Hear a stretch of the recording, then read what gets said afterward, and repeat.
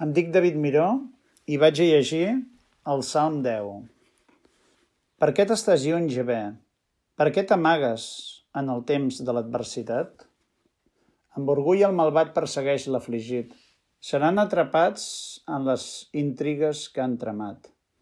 Perquè el malvat es gloreja en la cobejança de la seva ànima i beneeix el covejós i menysprea Jahvé. El malvat en l'altivesa del seu rostre no el cerca. Totes les seves intrigues són no hi ha Déu. Els seus camins són torçuts en tot moment. Els teus judicis són massa amunt per a ell. S'infla contra tots els seus adversaris. Diu en el seu cor: mai no seré mogut, de generació en generació no tindré cap mal. La seva boca és plena de maledicció i d'enganys i de fraus. Sota la seva llengua hi ha malícia i iniquitat.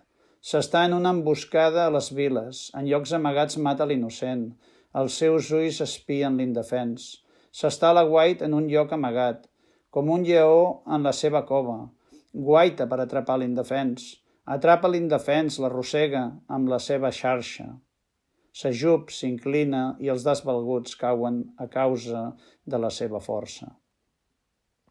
Diu en el seu cor: Déu se n'oblida, amaga el seu rostre, mai no ho veurà. Alça't, Jahvé! Aixeca la mà, ó Déu! No oblidis els afligits, perquè el malvat menysprea Déu. Diu en el seu cor: no me'n demanarà compte. Tu ho veus, perquè tu mires la malícia i la provocació per agafar-les amb la teva mà. L'indefens es refugia en tu. Tu ets el qui ajudes l'orfe. Trenca el braç del malvat i del dolent. Cerca la seva maldat fins que no en trobis gens. Jahvé és el rei etern i infinit. Els gentils seran destruïts de la terra d'ell.